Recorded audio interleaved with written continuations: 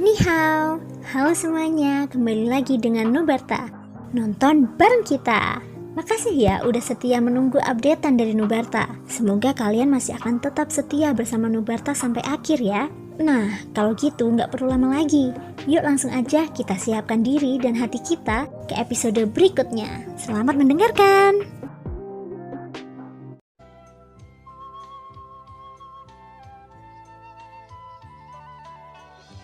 Perkataan Ratu tampaknya benar-benar mengejutkan Ye Beijing. Dia tidak pernah memperhatikan Zheng Mixi sebelumnya. Dia pun tidak peduli tentang ini. Namun, kata mangsa dari Ratu menimbulkan rasa tidak nyaman pada hatinya. Apa yang kamu ketahui dari Zheng Mixi? Dan sejauh mana kamu memahami alam dewa kekacauan? Ye Beijing menatap Ratu lagi dengan tatapan serius. Karena Ratu tidak merujuk kepada Ye Beijing saja dalam kalimat ini. Menggunakan kata kalian berdua, ini berisi sejumlah besar informasi. Aku tahu sebanyak yang kamu tahu. Tapi aku akan memberitahumu satu hal. Telah terjadi perubahan yang luar biasa. Sang Ratu berkata dengan tenang. Dia sengaja memberitahu Ye Beijing ketidaknyamanan ini. Mata Ye Beijing melebar saat mendengar peringatan yang tidak jelas ini. Tidak tahu bagaimana cara mengungkapkannya. Dia bahkan ingin bertanya, apakah Sang Ratu juga merupakan anggota dari alam dewa kekacauan? Kalau tidak, bagaimana dia bisa mengetahui hal-hal sakral seperti itu? Tetapi jawabannya tidak lagi penting. Ini karena Ratu sudah tahu banyak hal mengenai alam dewa kekacauan.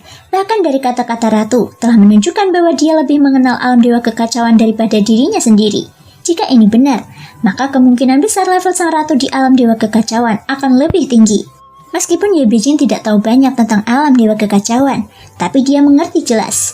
Tidak semua orang bisa memasuki alam dewa kekacauan.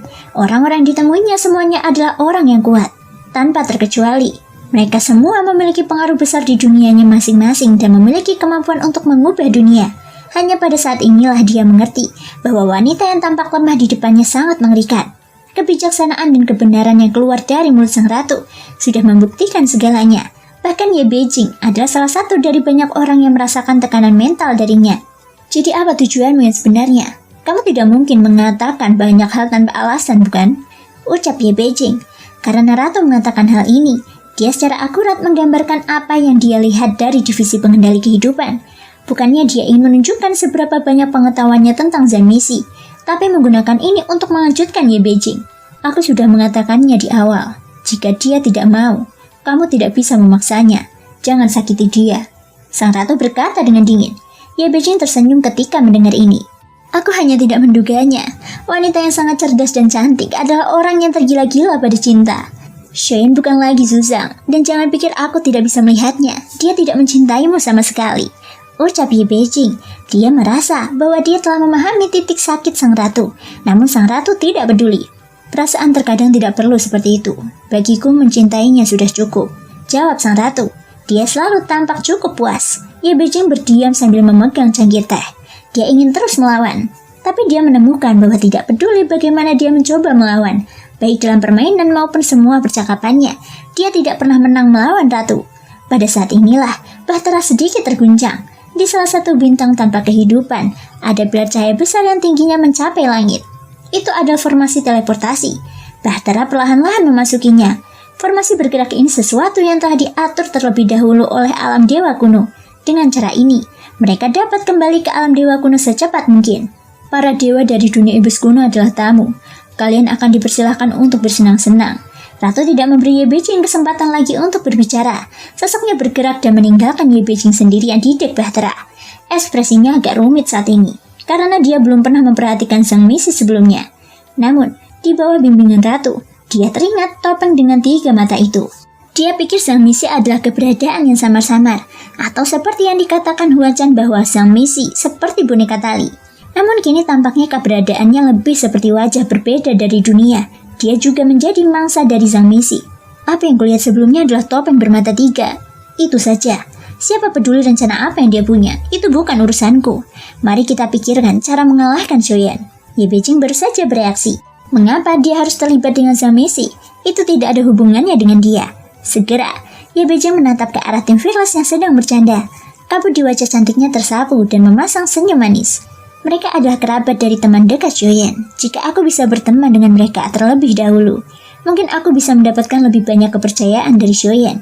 Dengan cara ini, hubunganku dengannya dapat melangkah lebih jauh. Selain itu, setelah pertempuran ini, dia mempertahankanku di Sensi dan bahkan mengundangku ke Bahtera. Itu berarti dia tidak membenciku. Masih ada kemungkinan bahwa dia akan menyukaiku di masa depan.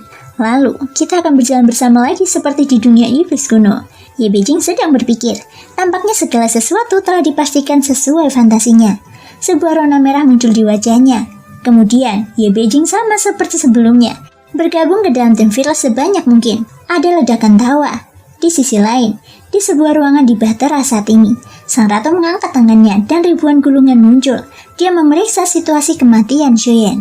Aku khawatir itu tidak akan bertahan lama. Rencana awalnya adalah mengalahkan Suqian Taiyi.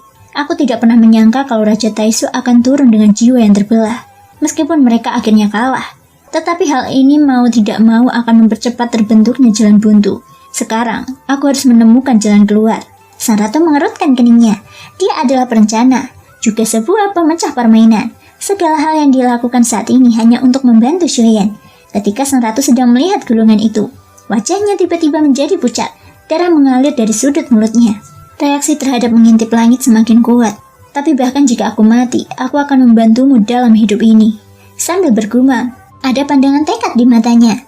Meskipun sejak awal dia mengungkapkan cintanya pada Xuyen, tapi dia berbeda dari Ye Beijing dan Chen Xianyuan. Ratu tidak pernah memaksakan keinginan Xuyen, sebaliknya dia hanya ingin memenuhi keinginannya yang telah lama ada dalam mimpinya. Sang ratu terus memperhatikan gulungan itu, membaca informasi dari semua arah. Dia harus selalu mengendalikan situasi dan transformasi seluruh Sensi. Pada saat inilah, sebuah retakan muncul di kehampaan. Bahtera itu keluar dan kegelapan pun sirna. Bahkan dengan formasi bergerak, masih membutuhkan banyak waktu untuk tiba di alam dewa kuno. Ini sudah menjadi cara hebat untuk memperpendek waktu perjalanan.